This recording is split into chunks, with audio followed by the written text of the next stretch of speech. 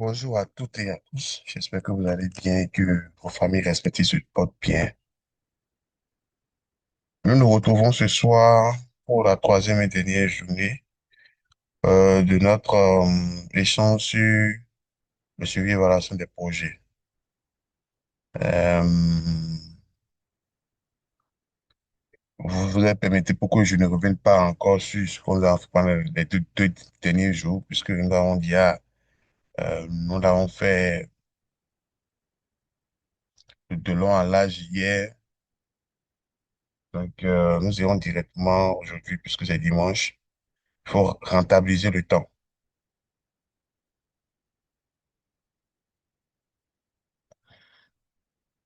Ok, donc, comme je le disais hier, aujourd'hui, nous allons parler un peu des mesures de la performance. Mesures de la performance, position des rapports utiles et rapports utiles et piloter un projet grâce aux données. Euh, je me sens, voilà. Donc, transformer les données en décisions, mesurer la performance, communiquer les résultats et améliorer les projets. Comment est-ce qu'on peut le faire? Au cours de cet entretien, les deux premiers jours, j'avais fait des communications d'une heure. Aujourd'hui, ça n'ira pas une heure. Euh, c'est un truc que vous connaissez déjà, qu'on va rappeler et mettre l'accent sur certaines erreurs que les gens font souvent lorsqu'ils élaborent leur rapport et lorsqu'ils utilisent des indicateurs, comment est-ce qu'ils arrivent lorsqu'on prend un indicateur, comment on peut rendre ça utile dans un rapport. Comment est-ce qu'on peut utiliser les comparaisons d'indicateurs pour pouvoir attirer l'attention, les, les schémas à faire, comment est-ce qu'on peut le faire pour pouvoir, pour que le rapport puisse frapper le décideur, puisse attirer son attention et qu'il ait la quintessence de ce qu'il doit avoir. Donc, la première chose qu'il faut savoir, c'est que au cours de ces séances, nous allons comprendre que seules les données seules n'ont aucune valeur si elles ne sont pas analysées. Un bon rapport n'est pas un document rempli de chiffres, mais un outil derrière la décision. Et qu'un tableau de bord est plus qu'un graphisme, c'est un support de pilotage. Et nous allons finir par la digitalisation. Euh, Pourquoi sont-on collecte les données? Je l'ai hier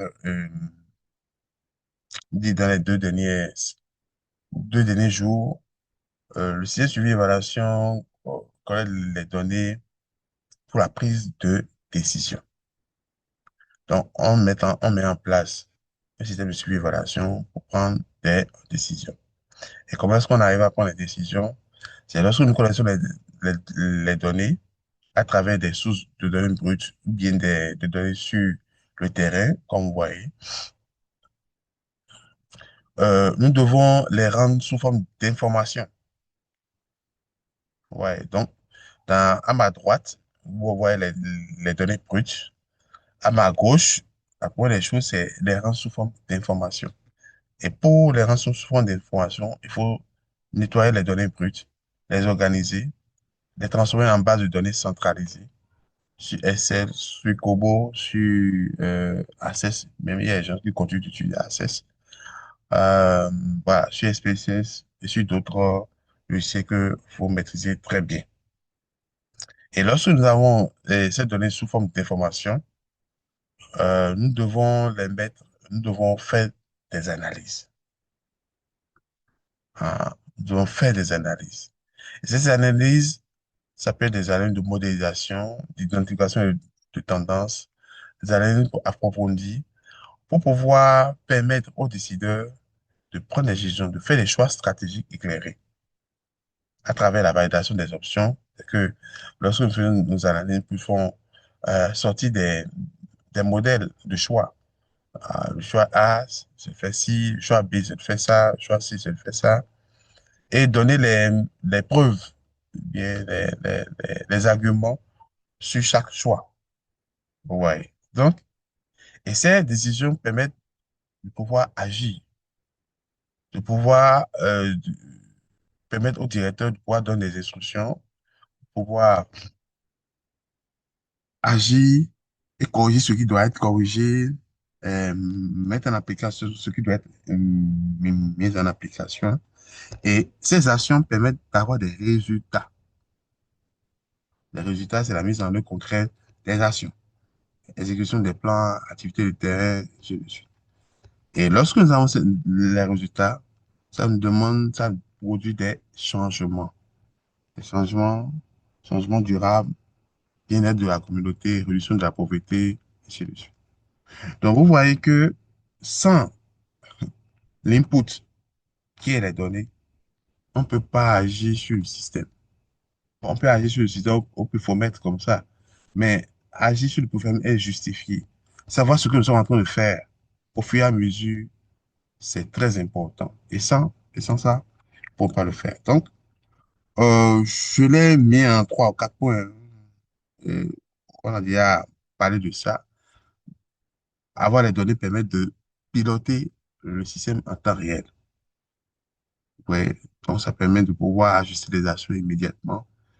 Et c'est ce que j'ai dit, anticiper les blocages, voir les tendances pour voir, ah, ça, si on ne fait pas, si on ne fait rien, ça, on sera en retard. Si on ne fait rien, on ne pourra pas atteindre cet objectif. Et ça, c'est à partir des données collectées au niveau du système de surveillance, on le fait. Deuxième chose, ça permet de faire la redevabilité, comme je l'ai dit.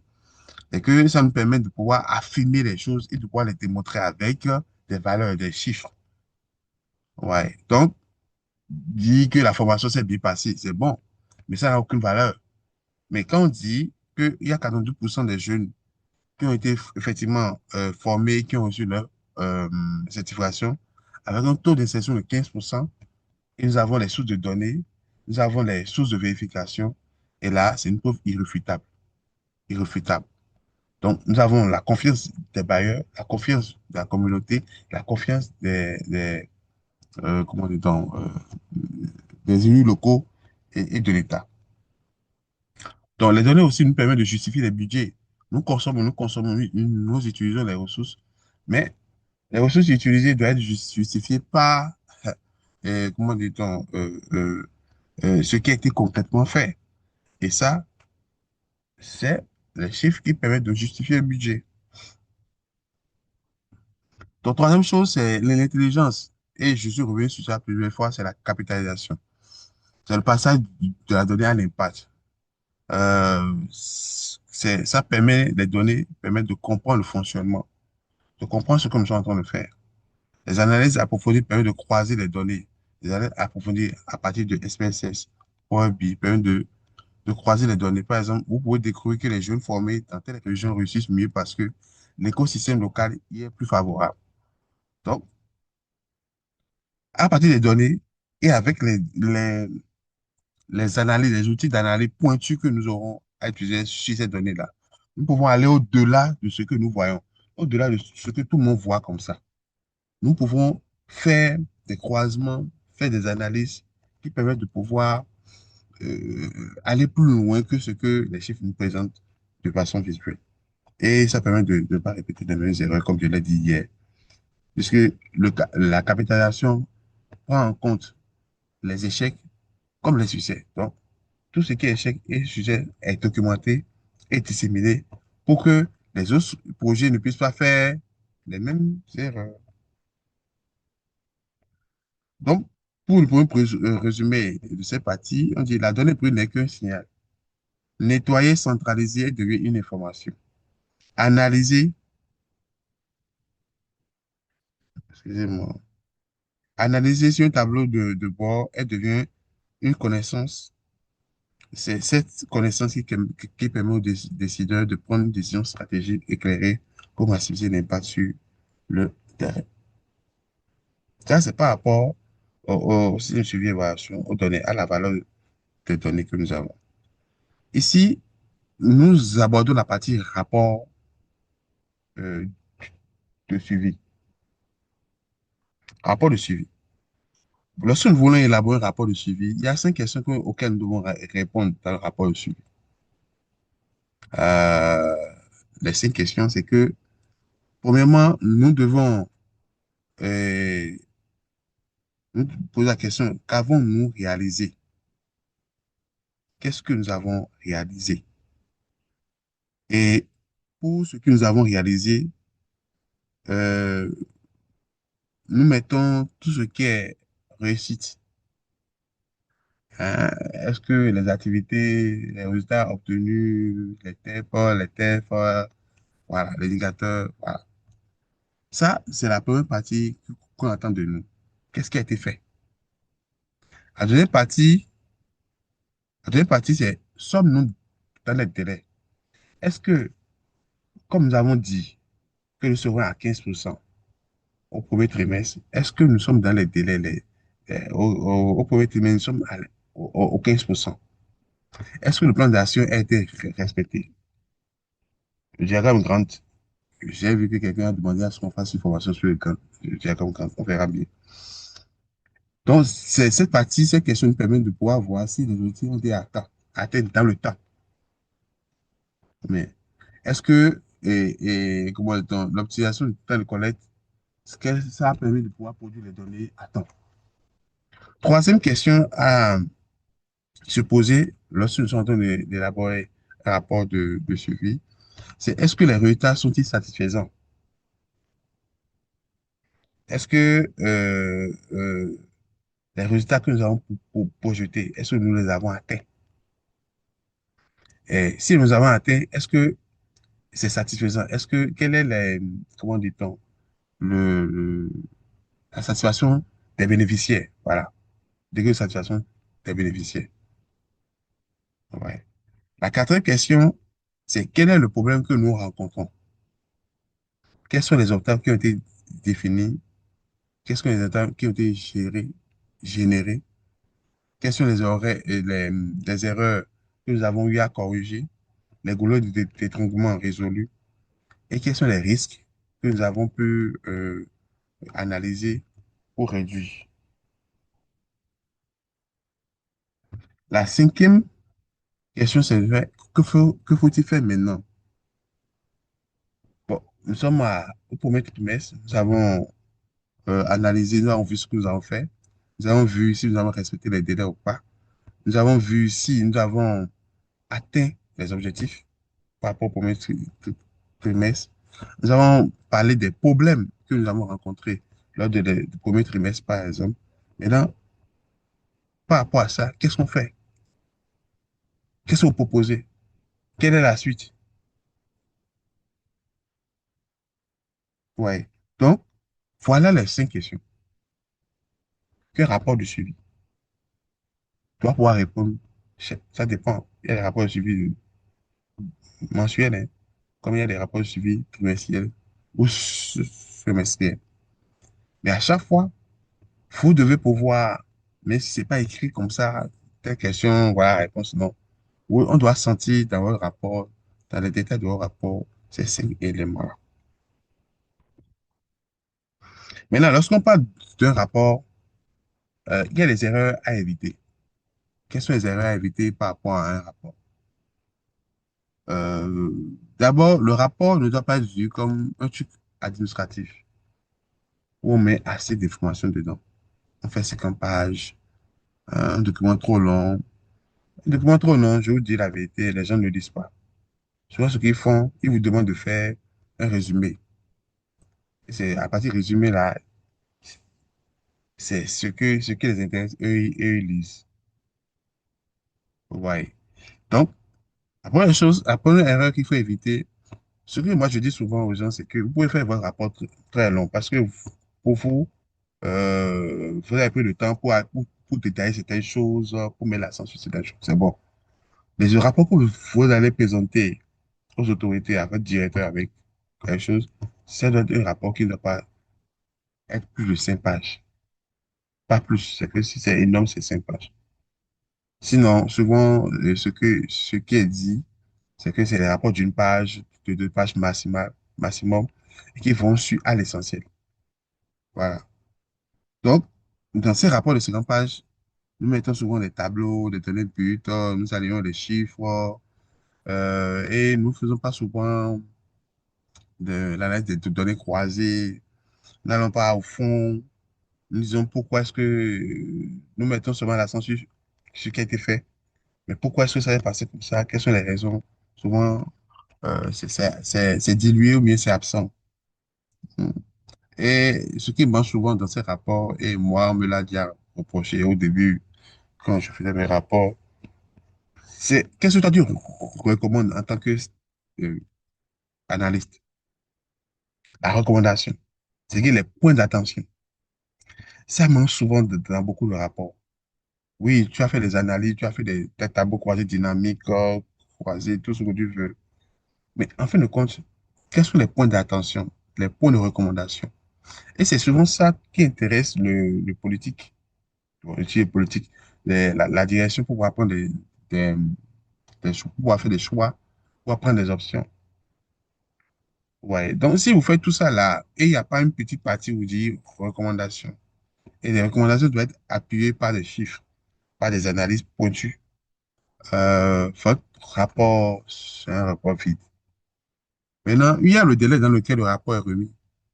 Ouais, souvent, pour ceux qui ont fait des projets un peu pas mondial, vous allez voir que au plus tard, vous devez rendre le rapport. Le rapport doit leur parvenir à eux au plus tard le 15 euh, du mois qui suit le trimestre. Ça veut dire quoi? Ça veut dire qu'au plus tard le 15 du mois qui suit le trimestre. Je dis, nous sommes en juillet maintenant. Au plus tard le 15 juillet, vous devez pouvoir envoyer des rapports au niveau de la Banque mondiale. Maintenant, pour que vous puissiez envoyer un rapport au niveau de la Banque mondiale, il y a des circuits de validation. Il y a des gens qui doivent lire. C'est-à-dire, il doit avoir le DO, par exemple, le directeur des autres opérations qui doit pouvoir lire le rapport. L'envoyer au directeur, je sais pas, général, bien au coordonnateur. Il doit lire, faire des opérations et c'est input. Avant de l'envoyer, si c'est un fonds double, c'est-à-dire euh, il y a la partie béninoise, j'ai dit partie béninoise, je parle de moi hein, ici, je vous appelle la partie ivoirienne comme togolaise. Euh, ou bien, il y a la partie béninoise, il y a la partie banque mondiale. Vous devez pouvoir envoyer ça au, au point focal. Ouais, au point focal. Il doit lire aussi, faire ses recommandations avant que ça n'aille à la banque mondiale. Et vous voyez que si vous devez faire vos analyses, vos traitements, ou tout ça là, vous devez le faire le plus rapidement possible. C'est-à-dire, le maximum qu'on vous donne, c'est une semaine. Donc, si vous n'avez pas un système qui est automatisé, qui est très fluide, dont la collecte de traitement elle n'est pas automatisée, vous aurez beaucoup de problèmes à pouvoir générer ce genre de rapport. Parce qu'un rapport remis trop tard ne permet pas de prendre des décisions, en fait. Mais que ce que vous êtes en train d'analyser sur le champ maintenant, il fallait prendre les décisions 2 jours, 3 jours, une semaine plus tard. Mais si vous remettez le rapport 2 semaines plus tard, 3 semaines plus tard, vous voyez que les choses se sont gâtées avant même que les décideurs n'aient le rapport pour pouvoir décider de quoi que ce soit. À l'inverse, le bon rapport, c'est un rapport, comme je vous l'ai dit, court, il va droit au but, chaque paragraphe doit apporter une valeur ajoutée. Il doit contenir euh, des, des graphiques clairs et des indicateurs colorés, des infographies issues de vos outils de data visualisation. C'est pour ça que les gens souvent vont vers Power BI parce que ça fait des merveilles, quoi. Avec les infographies de Power BI, vous avez voilà, je dirais, pour ceux qui le connaissent, ils savent. Donc, quand la personne voit, vous n'avez même plus besoin même de faire de commentaires. C'est comme ça saute à l'œil, quoi. Ce qui ne va pas saute à l'œil. Ouais. Donc, néanmoins, en dessous de ces graphiques, vous faites des analyses. Vous devez donner du sens aux chiffres.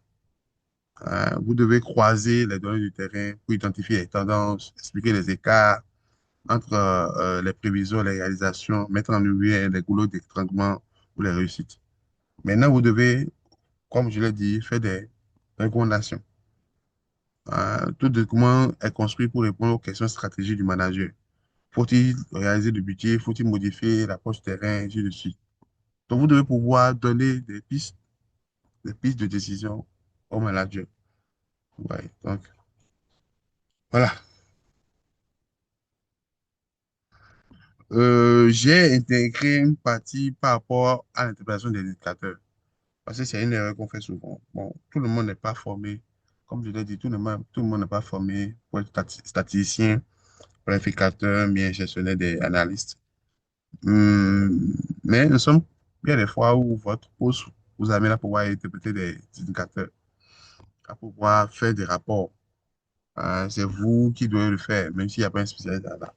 Donc, j'ai voulu aborder ce point-là pour vous donner quelques skills pour permettre de pouvoir bien interpréter un indicateur. Donc, un chiffre n'a de valeur que lorsqu'il est mis en perspective. Car un indicateur seul ne dit rien, presque rien. Il faut toujours le comparer à une référence. C'est vrai. Lorsque nous voulons analyser un indicateur, l'erreur que nous faisons, c'est que nous disons nous avons 15%. Nous avons atteint 15%. Ouais, c'est bon, 15%. Mais par rapport à quoi? Une bonne analyse consiste à expliquer le pourquoi et quel est lequel des décisions à prendre. Donc, quand je vous dis, par exemple, je prends l'exemple qu'on utilisait depuis le début, notre projet pour jeunes, taux d'achèvement de la formation.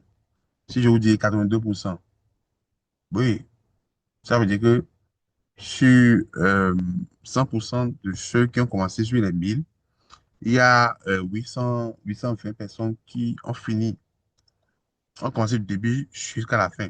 C'est une bonne information. C'est pas mal. Mais elle est trop. C'est comme les cheveux dans la soupe, quoi. Oui, c'est bon, c'est bon. Mais c'est bon par rapport à quoi? Normalement, on doit pouvoir le comparer au 100% pour dire que oui, 82% c'est bon. Mais il y a un écart de 8. Et les 8 là, pourquoi est-ce que on n'a pas atteint les 8? Et c'est passé pour que on n'ait pas les 100%. Voilà ce qu'on doit pouvoir faire, interpréter.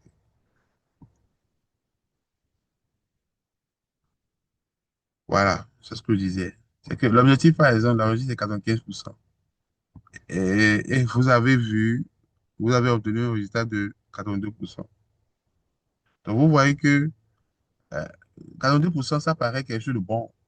Ah, 82%, ah ouais, taux d'achèvement, c'est fort, c'est fort. Mais quand on le compare à l'objectif, vous voyez qu'il y a un écart. C'est le plus fort comme ça. Parce qu'il y a un écart de, attendez, 8 plus 5 fait 13. Il y a 13% qu'on n'a pas pu avoir. Il faut justifier. Ouais. Nous sommes en dessous de l'objectif, mais nous avons progressé. Ouais. Donc, un indicateur devient utile lorsqu'il est comparé. Donc, s'il n'est pas comparé, bon, personne ne verra votre réussite, vos progrès, ni vos échecs. Bon, pour échecs, vos retards, en fait. Donc, j'ai proposé cinq comparaisons qu'on peut faire lorsque nous sommes en train de faire de l'analyse d'indicateurs. La première chose, c'est de pouvoir comparer à l'objectif, comme on vient de le faire. Donc, nous avons l'objectif bientôt 15%. Nous devons répondre à la question premièrement de est-ce que nous avons atteint ce qui était prévu? Ça, c'est la première comparaison qu'on doit faire. Elle est nécessaire d'ailleurs. Donc, quand nous avons 95% comme objectif et nous avons réalisé 42, la décision est qu'il faut identifier les causes de retard. Normalement, parce qu'on ne doit pas se mettre là, dire, ah, mais quand même, on a fait 82% hein, sur 95, c'est pas petit. Oui, mais on n'a pas été performant. La performance aurait été que nous ayons fait les 95. Et la surperformance, c'est d'aller au-delà. Donc, oui, nous sommes à féliciter. Mais il y a 13% que nous avons constaté qu'il y a un échec là. Et nous devons mettre en place, dit, proposer des choses qu'on peut faire pour corriger ce retard-là. La deuxième comparaison qu'on peut faire, c'est la comparaison dans le temps. Avec la question, est-ce que nous progressons? Exemple, en 2025, pour cette même formation, pour cette même cohorte, nous avons fait 68%. Mais en 2026, nous avons fait 82%. Là, nous pouvons dire quoi? Qu'ils ont fait une bonne progression. Ça, c'est une performance. Si on doit comparer 2026 à 2025, nous pouvons dire qu'ils ont fait une performance. Ouais. Comparé à l'objectif, ils ont fait une grande performance. Mais comparé à l'année passée, eh bien, on peut nous féliciter à la même date. Ouais. Donc, troisième chose, c'est on peut comparer entre zones. Ouais. On peut, si nous sommes dans nous avons une base de données où il faut comparer, si nous avons la chance de pouvoir comparer des zones, c'est-à-dire des pays, des communes, des départements, hein. Donc, on peut mettre l'accent sur la concurrence entre les communes, par exemple, pour voir les communes les plus performantes. Ouais, actuellement, ils sont en train de donner les résultats des examens. Nous avons le CEP chez nous, nous avons le BBC. Le mercredi qui vient, il y aura le bac. Et à chaque fois, on met les pourcentages, chaque commune, hein, de chaque commune, non, oui, de chaque commune, des départements aussi. Ouais. Donc, nous, nous avons dit, quand nous voyons l'exemple que j'ai donné, il y a euh, Porto-Vaux 91%, Abomey 86%, Tassa 62% et Natitingo 88%. Là, ce qui saute tout à l'heure, c'est que nous devons faire quoi? Renforcer Tassa. Parce que Tassa est l'indicateur qui est le plus bas. Ouais.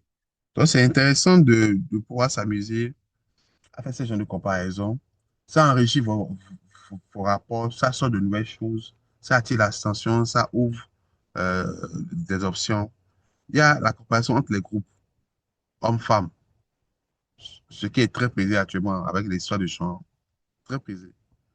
Qui bénéficie réellement du projet? Est-ce que ce sont les hommes? Est-ce que ce sont les femmes?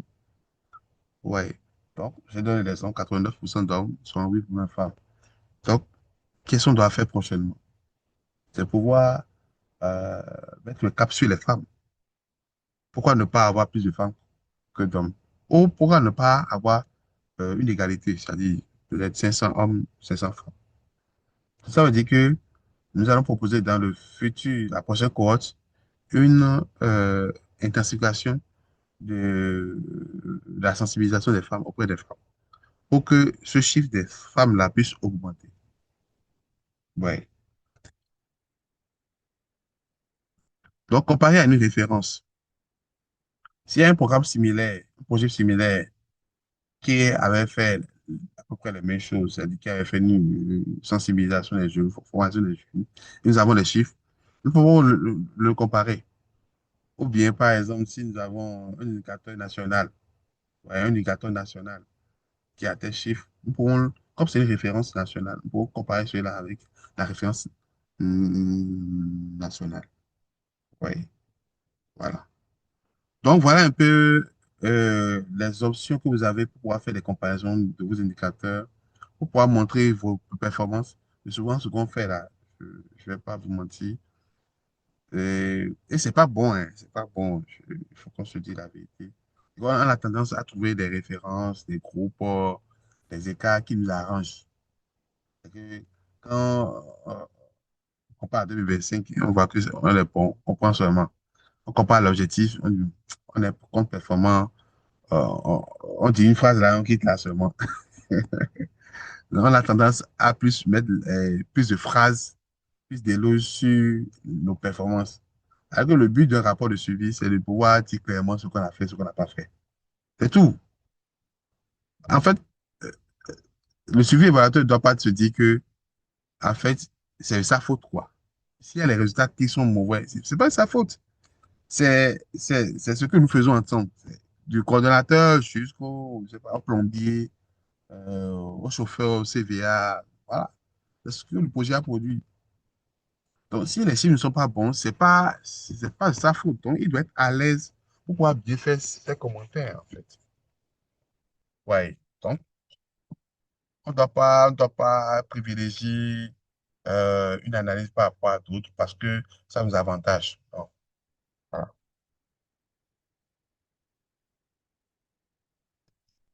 Donc, je vous ai proposé trois questions d'analyse d'analyse devant un indicateur. Euh, C'est pour se poser la question que signifie ce chiffre. Pourquoi obtenir ce résultat? Que devons-nous faire maintenant? Donc, en plus de ce que je vous avais proposé comme comparaison à faire, vous pouvez ajouter ces trois questions et pouvoir les prendre en compte lorsque vous êtes en train d'analyser une indicateur.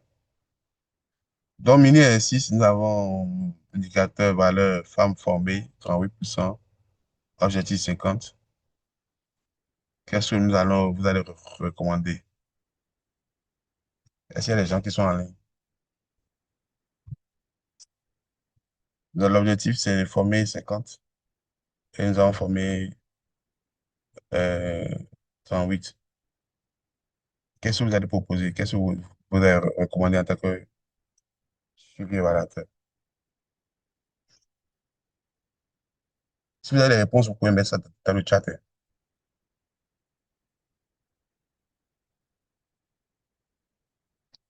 Aujourd'hui, le nombre a diminué, hein. Nous sommes 21 seulement, alors qu'hier, on était 13. Donc, les gens, ils ont préféré se reposer, hein. Ce qui est normal, hein, franchement. Moi-même, il faut dire que c'est parce que j'ai pris des engagements auprès de vous que je tiens, hein. C'est le dimanche est pour le travailleur.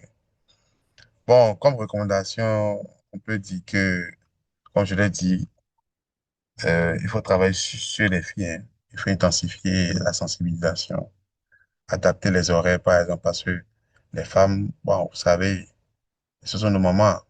Ouais, ce sont nos mamans, ce sont nos sœurs, euh, ils font beaucoup pour le foyer. Donc, si on peut adapter les horaires de formation, ça va faire que beaucoup de femmes vont, vont, vont s'intéresser à la formation. Il faut aussi renforcer la mobilisation communautaire, ben, identifier les freins. Alors, j'ai vu les gens s'écrire dans le chat, hein. Mettre en place une motivation pour les femmes qui suivent la formation, renforcer et sensibiliser les jeunes filles. Voilà. Je vous remercie, c'est ça. Ouais, souvent, quand on veut faire les choses pour les femmes, il faut harmoniser les heures, quoi, renforcer la communication, il faut redoubler plus d'efforts pour atteindre l'objectif. Ouais. Oui, renforcer, sensibiliser les jeunes filles. Peut-être ça c'est le cas gratuit. OK, OK, merci beaucoup. Voilà, donc, vous voyez que on n'a pas seulement dit que oui, nous constatons que il y a une baisse d'inscription des filles, nous n'avons pas atteint l'objectif, et on s'arrête là. Non. Nous, en tant que suivi évaluateur, nous devons donner des perspectives. Ce qu'on peut faire, ce qu'on doit faire. Tu vois, on n'est pas là pour critiquer seulement, on est là pour proposer des solutions. Vous voyez? OK. Et ça, par exemple, pour pouvoir avoir ce genre de solutions, il serait intéressant pour même proposer qu'on peut faire une enquête spécifique sur la cohorte de femmes là pour savoir quelles sont les difficultés et qu'est-ce elles auraient voulu qu'on fasse pour pouvoir mieux les mettre dans les bonnes conditions. Ouais, non. Ouais. Maintenant, si on vous donne les ressources pour pouvoir faire l'enquête, ouais, vous allez faire une enquête approfondie. Et là, cette enquête va servir de base pour que vous puissiez faire le travail euh, de sensibilisation, vous puissiez affiner affiner les outils qui vont vous permettre de pouvoir augmenter le nombre de femmes qui vont s'inscrire, en fait. C'est ça.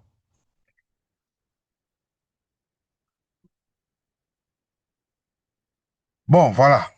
Donc, j'ai dit qu'aujourd'hui, je vais pas prendre la parole. Ça va pas faire beaucoup. 36 minutes, c'est pas mal, déjà. Ce que vous apprenez pendant la formation complète. Bon, nous avons proposé une formation complète, hein. De 4 semaines, nous aurons à construire ensemble un système complet de suivi et évaluation. Si vous travaillez dans un projet, amenez le vôtre. Amenez le vôtre. On va essayer de travailler sur ça avec vous, si vous le souhaitez.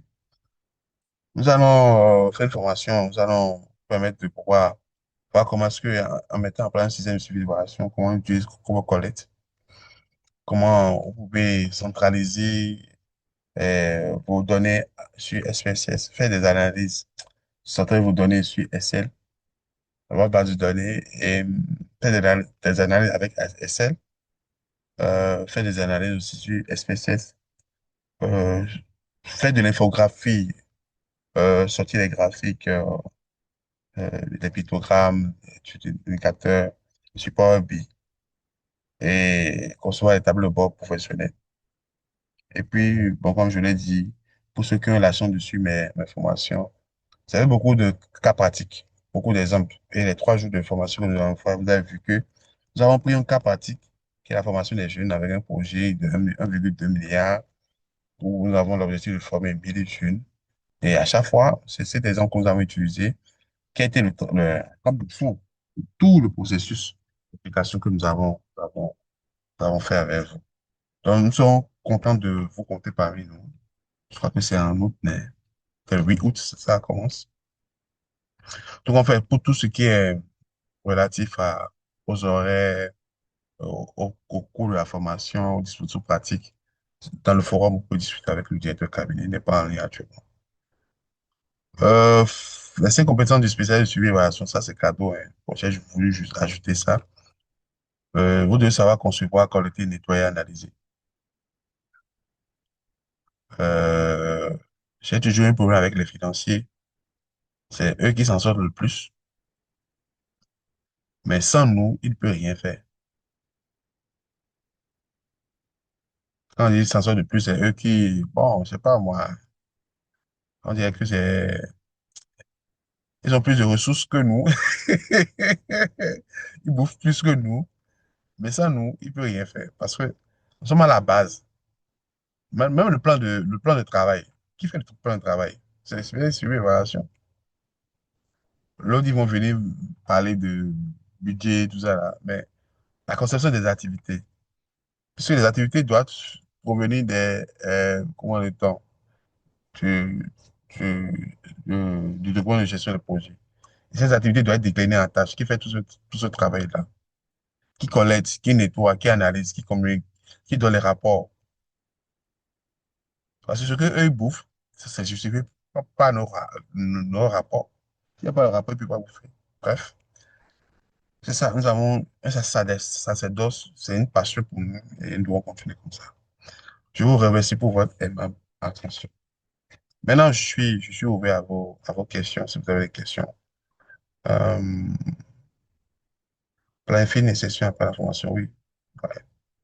Monsieur Lamboni, merci beaucoup. OK. An the question, vous avez, attendez, parmi les indicateurs cités lors des séances précédentes, lesquels sont les plus indicatifs si on cite comme indicateur de nombre de sorties pédagogiques? Jean G. Bon, j'ai pas trop compris la question. On dit parmi les indicateurs cités, lesquels sont les plus conseillés? J'ai pas compris. Je sais qu'il y a 4 types d'indicateurs. Il y a activité, il y a résultat, il y a effet. Bon, il y a activité, il y a produit, il y a effet et il y a objectif, objectif général. Bon, les plus conseillés, comme je vous l'ai dit, tout est bon à mettre. Mais pour qu'un coordonnateur puisse décider, c'est l'indicateur d'effet, quoi, en fait. C'est l'indicateur de changement de comportement, de changement qui permet la prise de décision. Bon, je reviens sur mon premier slide, vous allez voir.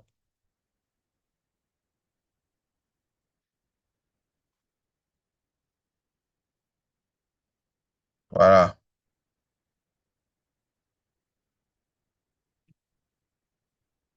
Bon, c'est pas totalement ça. Mais vous allez voir que c'est sur le slide d'hier, vous allez voir que c'est les... Non. Vous allez voir que ce sont les indicateurs d'effet qui permettent de prendre vraiment des décisions. Et les indicateurs d'effet sont justifiés par les indicateurs d'activité et de produits. Donc, je le disais hier, je disais que si vous avez beaucoup d'indicateurs, votre, puisque vous ne pouvez pas analyser beaucoup d'indicateurs sur 2 pages pour votre coordonnateur, mais c'est pas possible. Donc, c'est à vous, en tant que spécialiste, c'est ça qu'on peut on aura à faire lors de la formation payante, c'est à reconnaître les indicateurs qu'on doit pouvoir analyser et ceux qu'on ne doit pas analyser. Ça ne veut pas dire que vous n'allez pas les collecter, vous allez collecter tous les indicateurs, mais pour faire l'analyse, pour que votre rapport soit un rapport consistant, qui puisse permettre de prendre comment dit-on, des décisions, il y a des indicateurs phares que vous devez pouvoir analyser. Et on dit qu'il faut analyser tous les indicateurs du cas de performance. Moi, je ne suis pas d'accord. Parce qu'il se peut que les indicateurs du cas de performance, vous ayez 10, 15 indicateurs. Vous ne pouvez pas le faire. Bon, du moins, vous pouvez le faire, c'est un rapport de 50 pages. Mais euh, pour un rapport de synthèse, vous devez pouvoir choisir les indicateurs clés. Et ça fait partie d'un indicateur d'activité comme d'un indicateur d'effet. Et le plus souvent, quand le projet est bien conçu, ce sont les indicateurs d'effet qu'on utilise pour pouvoir, lors de ces rapports de synthèse-là, pour montrer l'impact, le changement qui est opéré, le retard dans le changement, le retard dans la prise de conscience de la population. Voilà, c'est un peu ça. Je ne sais pas si j'ai répondu un peu à votre question, mais c'est ce qui me vient en tête. Ah, Madame Épée Émilienne, ça, c'est une ancienne, hein. C'est fidèle et fidèle. Une vraie des anciennes. La santé revient, donc je vais recommencer. Et puis c'est ça. Bonjour, madame, vous allez bien? Ça va bien, beaucoup mieux. Ok, super. Ça fait plaisir de vous voir. Ça fait plaisir de vous voir. On révise toujours, c'est bon. D'accord. Est-ce qu'il y a d'autres questions, préoccupations parmi les indicateurs? Oui, c'est le seul qui a posé. Monsieur Jean G, est-ce que j'ai pu répondre un peu à votre préoccupation?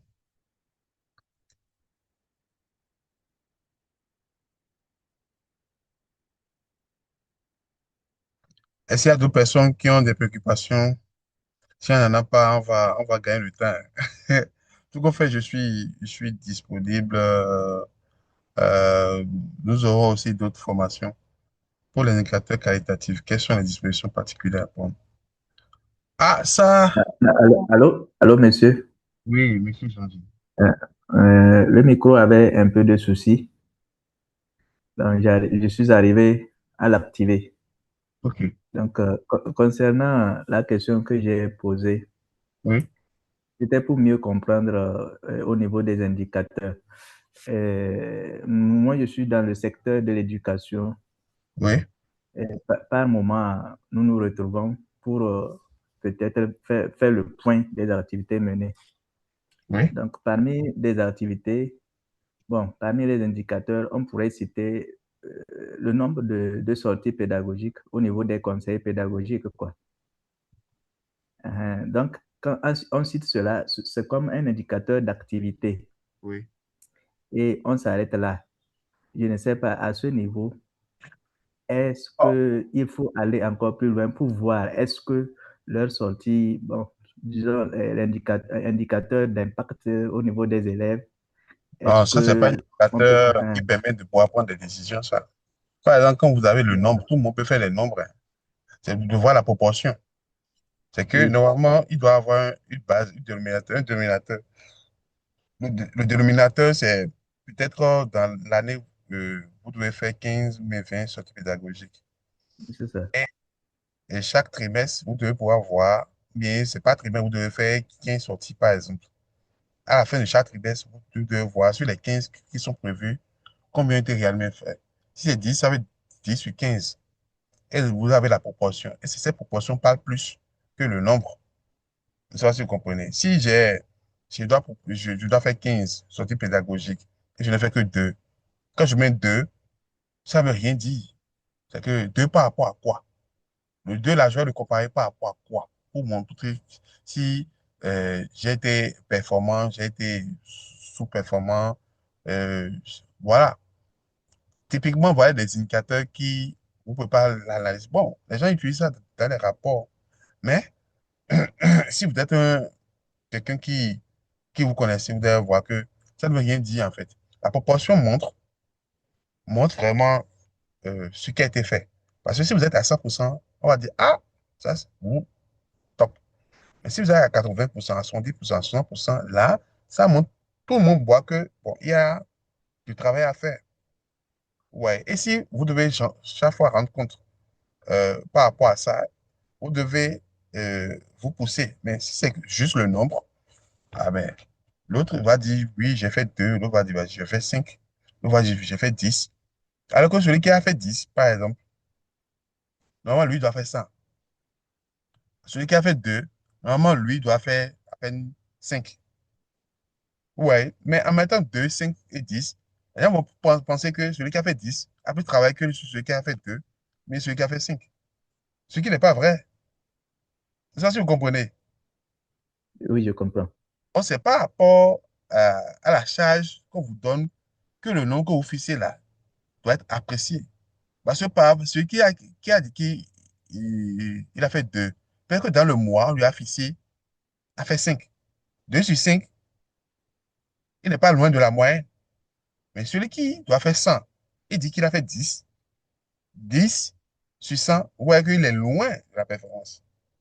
Alors que si on disait seulement 2 et 10, on serait à penser que celui qui a fait 2 est moins performant que celui qui a fait 10. Ce qui est faux, totalement faux. C'est d'ailleurs pour ça que pour les indicateurs, c'est vrai, pour les indicateurs d'activité, les gens mettent les nombres, les nombres, les nombres, les nombres.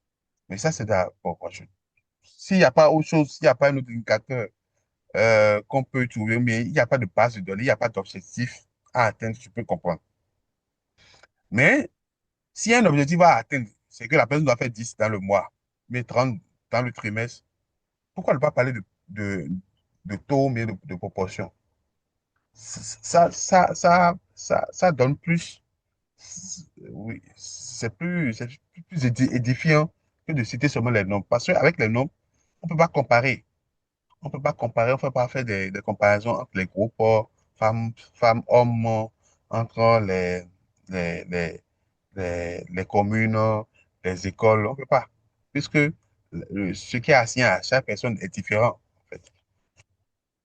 Donc, si c'est que c'est un truc que vous ne pouvez pas changer, vous pouvez continuer comme ça. Mais si vous voulez changer, vous prenez les proportions.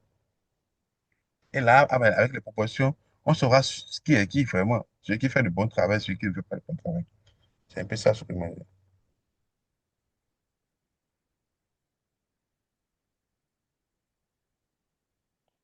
Pour les indicateurs qualitatifs, quelles sont les dispositions particulières à prendre? Il y a tellement de dispositions particulières à prendre que je ne peux même pas vous le dire ici. Beaucoup de gens ont peur des données qualitatives, mais c'est le truc le plus facile à traiter. Seulement que ça nécessite de la connaissance. Ça nécessite de la connaissance. Et il faut apprendre à traiter les données qualitatives. Bon, mais ça, nous l'avons fait. Et souvent, lorsque je fais les évaluations, formation sur les évaluations, que je montre les méthodes de traitement des données qualitatives. Données qualitatives. Donc, si vous êtes intéressé, on pourra le faire. Mais c'est pas le truc auquel je peux répondre facilement ici maintenant parce que je n'ai pas préparé ça, je dois, euh, moi, je n'aime pas raconter des bêtises. Ouais, c'est dans un cours, il y a le traitement des données qualitatives, c'est spécialement un module pour ça. Mais on le fait souvent pour l'évaluation des projets parce que pour l'évaluation des projets, l'évaluation de projet met l'accent plus sur les données qualitatives, sur la satisfaction. Et quand vous parlez de satisfaction, vous allez au-delà de oui, non, d'accord, oui. Donc, vous écoutez les gens et vous devez transcrire ce que les gens disent. Quand vous transcrivez ce qu'ils disent, comment est-ce qu'on traite ces gens de données? C'est un cours. C'est un cours d'analyse des données qu'on fait en statistique. Voilà. OK. Oui, monsieur Gounou, Simé. Voilà. Donc, si vous êtes intéressé, il n'y a pas de souci. Bon, je tiens à vous remercier, hein, remercier pour les 3 jours. Euh, Merci pour la patience. Merci pour les heures qui sont décalées. Mais vous comprenez que j'ai une grande charge au boulot dans ma vie professionnelle et je dois jouer avec ça pour pouvoir au moins répondre euh, aux sollicitations. Donc, c'est pour ça que vous voyez que le vendredi, on se voit à 18 heures, le samedi, on se voit à 15 heures et le dimanche, on se voit à 14 heures. Donc, merci beaucoup, merci pour tout. J'espère que j'aurai la chance, on aura la chance d'être ensemble pour la formation qui va commencer le 8 août. Allez, prenez soin de vous et bien de choses à la famille.